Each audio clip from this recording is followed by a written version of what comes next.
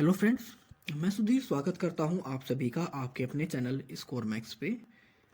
और आज हम बात करेंगे कि आप किस तरह अपने इग्नू के असाइनमेंट्स को सबमिट करें। मतलब क्या प्रोसेस होता है इग्नू असाइनमेंट्स को सबमिट करने का, कहाँ से वो आपको असाइनमेंट्स मिलते हैं, कहाँ से आपको क्वेश्चंस मिलेंगे, उन सभी के बारे में। तो सबसे पहले जब आपको आपको पता है कि इग्नू के अंदर आपको असाइनमेंट सबमिट करने होते हैं हर सब्जेक्ट्स के लिए, तो असाइनमेंट्स आपको मिलेंगे कहाँ से, कैसे पता लगेगा कि आपको कौन से असाइनमेंट्स बनाने हैं। तो इसके लिए सबसे पहले आपको गूगल पर जाकर लिखना होगा इग्नू असाइनमेंट। जब आप इग्नू असाइनमेंट लिखोगे तो कुछ इस तरह की सर्च आपके सामने, कुछ इस तरह के पेज आपके सामने आएंगे। तो इसमें जो सबसे पहला पेज है असाइनमेंट्स का, webservices.ignu.in/assignment। तो सबसे पहले आपको इसको ओपन करना होगा असाइनमेंट्स के पेज को। अब जैसे ही आप इस पेज को ओपन करोगे, यहाँ पर कुछ इस तरह की विंडो आपके सामने, कुछ इस तरह का होम पेज आपके सामने खुल जाएगा। इसके अंदर वन बाय वन हर तरह के सब्जेक्ट्स आपके कोर्सेज लिखे होंगे। जैसे हम बात करते हैं एमकॉम की, अगर आप एमकॉम को यहाँ टच करोगे तो आपके सामने पूरे एमकॉम की कोर्सेज की या उसके जो असाइनमेंट्स हैं उनकी लिस्ट खुल जाएगी। आपको किस ईयर का चाहिए, हिंदी मीडियम चाहिए या इंग्लिश मीडियम चाहिए, मतलब आपका जो भी कोर्स हो, यहाँ से आप उस कोर्स को सेलेक्ट कर सकते हैं और उसके बाद वहाँ से आप उसके असाइनमेंट्स को डाउनलोड कर सकते हैं। अब इसके बाद किस तरह सबमिट करते हैं असाइनमेंट्स को। अगर हम सबमिट की बात करें तो आपका जो सबमिशन होता है असाइनमेंट का, वो आपके स्टडी सेंटर पर होता है। अब अगर हम रिसेंटली टाइम की बात करें, प्रेजेंटली टाइम की बात करें सबमिशन की, तो आपके कुछ ऐसे सेंटर्स हैं, कुछ ऐसे स्टडी सेंटर्स हैं जो कि आपको ऑनलाइन की फैसिलिटी प्रोवाइड कर रहे हैं, तो कुछ ऐसे हैं जहाँ पर आज भी आपके असाइनमेंट्स ऑफलाइन ही सबमिट हो रहे हैं।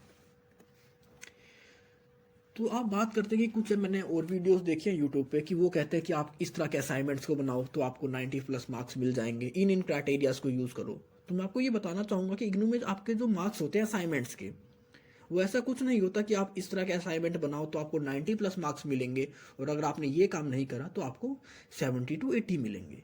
इग्नू में जो असाइनमेंट्स का क्राइटेरिया होता है कॉलेज टू कॉलेज डिफरेंट होता है। क्योंकि मैंने भी रिसेंटली टाइम में एक सर्वे किया था और 7 से 8 कॉलेज के अंदर एक ही सेम असाइनमेंट्स को सबमिट किया गया। हर कॉलेज के अंदर उसके ऊपर डिफरेंट डिफरेंट मार्क्स मिले। किसी कॉलेज ने तो उसी असाइनमेंट्स के ऊपर बच्चों को 90+ मार्क्स दिए, तो कुछ स्टडी सेंटर्स ने उन्हीं सेम असाइनमेंट्स के ऊपर 70 to 75 मार्क्स दिए और कुछ ने 60 मार्क्स दिए। तो ये डिपेंड करता है कि आपका कॉलेज कौन सा है, स्टडी सेंटर कौन सा है। हर स्टडी सेंटर की कह सकते हैं एक अलग, कह सकते हैं एक क्राइटेरिया होता है बच्चों को असाइनमेंट देने का, असाइनमेंट्स के मार्क्स देने का। तो आपके जो असाइनमेंट्स के मार्क्स होते हैं टोटली डिपेंड होते हैं कि आपका स्टडी सेंटर कैसा है।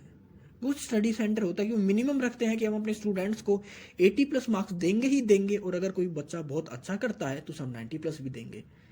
लेकिन साथ में ऐसे बहुत सारे सेंटर्स हैं यहाँ पर, आपके अगर मैं दिल्ली की बात करूँ तो वो कहते हैं हम 80 तो सिर्फ कह सकते हैं एकदम से, जो ब्रिलियंट स्टूडेंट होता है मैक्सिमम से मैक्सिमम हम सिर्फ 80 ही देंगे और मिनिमम तो हम 40-45, मतलब मिनिमम उनका 40 होता है और मैक्सिमम उनका 80 होता है। तो ये डिपेंड करता है आपका स्टडी सेंटर कौन सा है।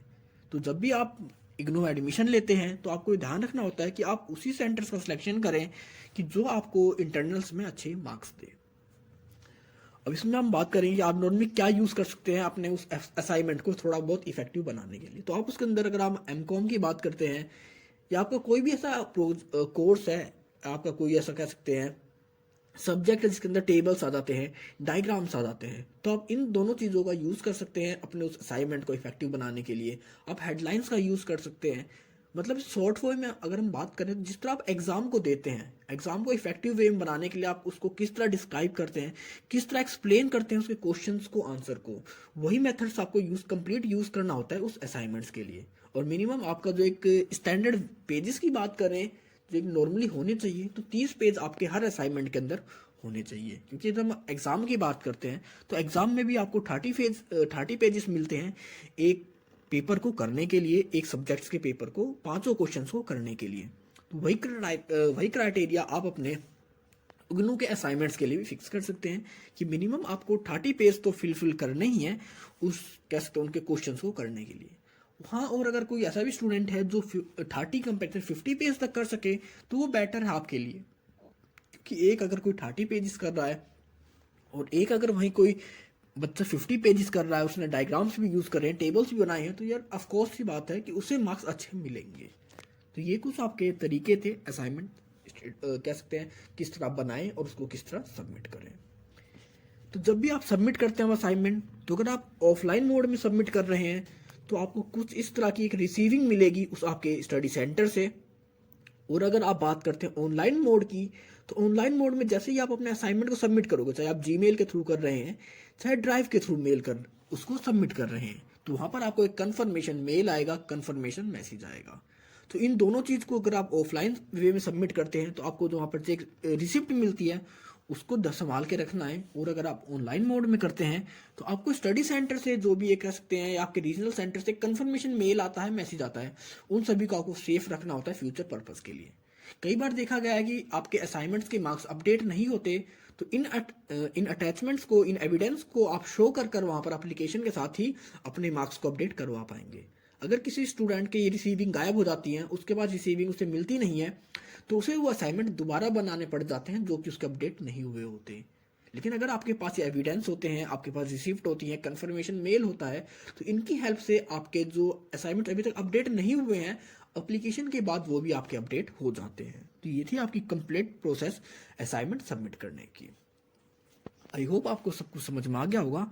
अगर आपको कोई इशू है, कोई डाउट है, तो आप मुझे कमेंट सेक्शन में कमेंट कर सकते हैं, नहीं तो आप मुझे मेरे इंस्टाग्राम अकाउंट पर फॉलो कर सकते हैं। तो मिलते हैं जल्दी एक नई वीडियो के साथ, तब तक के लिए take care, good bye friends.